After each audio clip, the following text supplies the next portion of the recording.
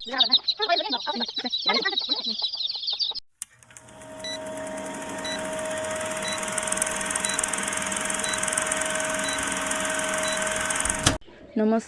মোৰ মৰমৰ বন্ধু বান্ধৱীসকল, স্বাগতম জনাইছোঁ মোৰ অন্য এটা ভিডিঅ'লৈ। মোৰ ভিডিঅ'সমূহ যদি আপোনালোকে ভাল পায় প্লিজ লাইক শ্বেয়াৰ, চেনেলটো ছাবস্ক্ৰাইব কৰি থৈ যাবলৈ নাপাহৰিব। আজি মই ভিডিঅ'টো ৰাতিপুৱাই ষ্টাৰ্ট কৰি দিছোঁ। ৰাতিপুৱাই বাহি কামবোৰ কৰি লৈ আমাৰ পদূলিৰ মুখতে ধান কুটোৱা মিল আছে, তাতে ধান কেইটামান কুটাই আনি চাউলকেইটা জাৰি লওঁ বুলি ভাবিছোঁ। আমাৰ এই চাইডে একেবাৰে তুঁহ আৰু ধান নাহে চাউলত। আপোনালোকৰ চাইডে কেনেকুৱা আহে বাৰু? একেবাৰে চফা আহে, বেছিকৈ জাৰিবই নালাগে। আগতে আমি চাউলত বহুত ধান আহে বাবে চাউল চালিবলৈ শিকিছিলোঁ, ধান চালিবলৈ শিকিছিলোঁ। কিন্তু আজিকালি নৱপ্ৰজন্মই ধান চালিবলৈ কেনেকৈ লাগে, চাউল চালিবলৈ কেনেকৈ লাগে নিশিকিলেই হৈ যায়। নহয় জানো বাৰু? আধুনিকতাই মানুহক বহুত অৱহেলাও কৰিছে আজিকালি, আৰু বহুত কামৰ পৰা বঞ্চিত হোৱা যেন হৈছে, নহয় জানো?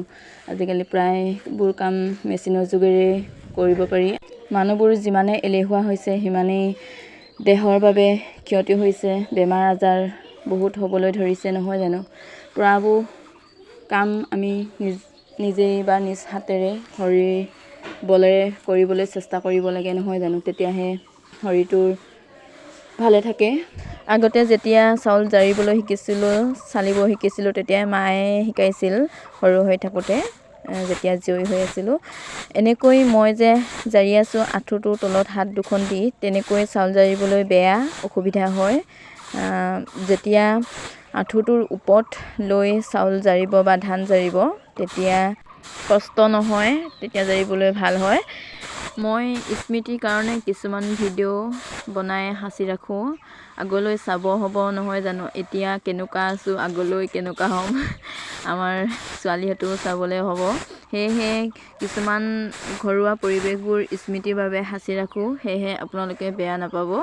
এগৰাকী মহিলা যেতিয়া হৈছোঁ, ইফালে সিফালে গৈ ভিডিঅ' বনোৱাটো আমাৰ বাবে সম্ভৱ নহয়।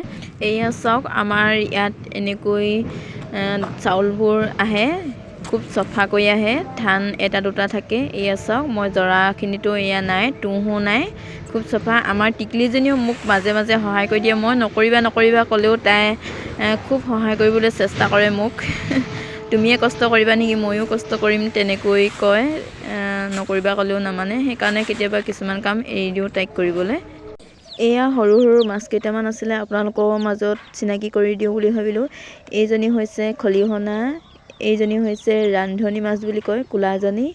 এইকেইজনী হৈছে ভেচেলি হয়, সৰু সৰু ভেচেলি মাছ। এয়া গৰৈ, চেঙেলী আৰু শিঙিও আছে। কিছুমান মাছ আজিকালি প্ৰায় দেখি পোৱাই নাযায়, বহুত ঠাইত লুপ্ত হ'ব ধৰিছে, নহয় জানো? এইবোৰ মাছ আমাৰ সৰু চামে চিনিয়ে নাপায় চাগে। এয়া আমাৰ ঘৰলৈ ওচৰৰ বৌ দুগৰাকী আহিলে, ভাবিলোঁ আজি বগৰী খাওঁ। ৰ'দো দিছে, বহুত দিন বৰষুণ দিয়াৰ ফলত আমি বগৰীয়ে খোৱা নাছিলোঁ, খাবলৈ মন নাযায় ঠাণ্ডাৰ বাবে। সেয়েহে আজি ৰ'দ দিয়াৰ কাৰণে খাওঁ বুলি ভাবিলোঁ।